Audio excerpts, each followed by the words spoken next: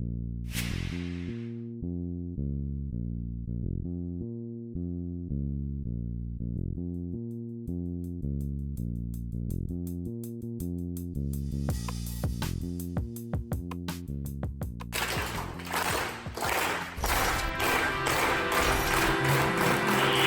is working for us right now has been a compounding effect of a couple of strategies. We have been going really, really hard at refining the message and how we talk about it to like hit specific pain points. And I'll speak, and you're going to get some of this in the stuff that we're about to do right now, right? But like at first, I felt that I was talking to people about the importance of relationships and community. And everybody's like, yeah, that sounds great. And then when I tried to explain the whole benefit, things just weren't landing as easy. Like we do all these things, this relationship flywheel and show and repurposing can solve for all these different things. But what is really starting to work for me right now is this idea that exactly what differentiates us from other marketing companies. And it's the fact that when most people hire a marketing service agency, they're kind of always hearing the same thing. They're hearing, we're going to interview you. We're going to find out about your brand. We're going to then create a new website. Then we're going to, maybe have like a social media content calendar. Then we're going to maybe run some ads. And at the end of the day, you're still going to need to tell us what to say and what to do. And we've completely like flipped it on its head and said, doesn't that suck? Right? Like, why are you hiring people for them to give you more work? When instead what we're doing is we're not going to come in and interview you and try to tell you what to do, which we used to do. Instead, we're going to come in and we're going to interview your team. We're going to interview your clients. And from that, we're going to create content that you're going to be able to use for everything. And then once we have that figured out, then we're going to design this like show for you based on the insights from your clients. And then we're going to execute and like do this show in a way that's really easy for you so that you are always creating the content that you need. And then the last thing we're going to do is create this whole like web page and blah, blah, blah, blah, blah. And that's really rung true for people in the conversations that we're having, right? So it's like this strict differentiation between us versus them. And what the villain is has been the thing that's getting me into the fastest, quickest, like sales conversations that I'm starting to have. It made me think that instead of just trusting that you're better than everybody, you just have a better solution. So that's one thing. To Jesse's other point, and something that's not as obvious, is that we continually engineered the offer to produce quick wins earlier, right? Like our offer used to be, right? Jesse, you've been through this, right? Yeah. Our offer used to be, oh yeah, you're going to hire us. We're going to create this show. That's going to take like a 2-hour meeting once a week for the next like 4 weeks. And then we're going to start. And, in like 3 months, you're going to start feeling like, you know what you're talking about. And in 6 months, it's going to start getting you client.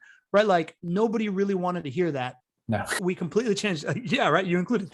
We completely changed the offer to say, instead of starting with engineering the show, we're going to use our team is really good at repurposing content, and our executives, me and Isar, and our content strategists are really good at interviewing people. Right? Like that's our core skill set. Right? So like instead of starting with the show, the offer on the front end is we're going to interview you and your leadership team and your key employees. We're going to interview 8 to 12 of your like ideal clients.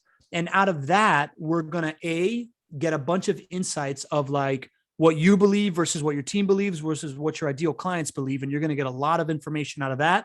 We're also going to create a whole bunch of like compilation marketing material about what you solve for people, how they thought about the buying process. And we're going to create all these different like sales enablement content for your website, for your email nurturers, and for your social media all day long that you can start using immediately. And then once we have all that, we're going to start with the show. Right. So like we're delivering a quick win of something tangible that they're going to really, really like seeing and that they're going to get from them.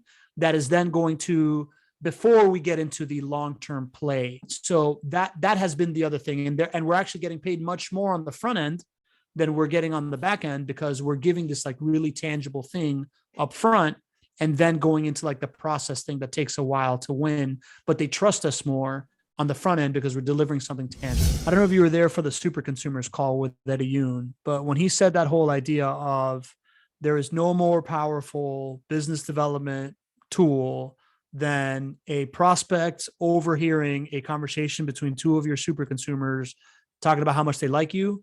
That stuff has started to ring very true for us. And I'll explain. The client that we're onboarding right now, it's a company called Rockway Events and Exhibits.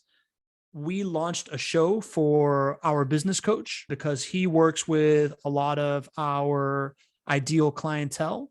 And he hosted an event here in Jacksonville, invited us.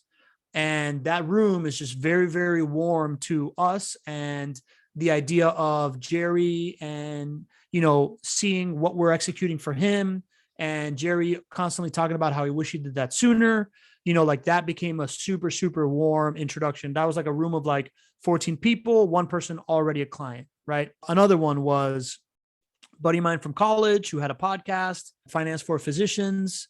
I invited him to come to Podfest with us, where, oh, you probably met him, Daniel. He was with us most of the time. He was with us at karaoke night, right? So like he was there in our group of friends. You had taken the course. We had, just tons and tons of social validation of people that knew us and kind of validated that we knew that we were talking about. He left Podfest and was like, yep, nope, for sure. What is it that you do? Because I'm in, right? So like that really, really worked. And then now the third kind of prospect, who is this really, really hot lead that we have, our Not Your Average Investor show, we had this like big community meetup in Jacksonville like 3 weeks ago where 70 people came, and we had a real in-life event that people travel from all over. They are a fund that has an office across the street. They came to find out what's going on, and they're just like, who's in charge of this strategy? This is incredible. And talk to all of our clients and all the Not Your Average Investor show kind of community. And everybody pointed to Rita, who is our content strategist that was there kind of interviewing people. And then Rita was like, oh yeah, no, Pablo is he's the guy that did this, right? So they were just like, yep, I'm in, right? So it's really been like that idea of how can you create collisions between people that are already convinced with your value and people that are thinking about it a little bit. So maybe there's a step somewhere in your process of them coming into your community, or them being a part of one of your clients' communities, or maybe you can do something along those lines that adds that validation as well. I want to add one thing for you, for the stuff you're doing right now in your company, something that we do for our clients now, but we also done for ourselves, which is don't just interview your clients, interview the people who chose not to work with you. And that sometimes has more value than the people who did choose, because now we have both sides of the equation. So we obviously couldn't interview in a fair way the people that chose not to work with us, because you don't know if you'll get the right answer or not. So we hired somebody, a third party, to interview people who chose not to work with us, to figure out why they chose not to work with us.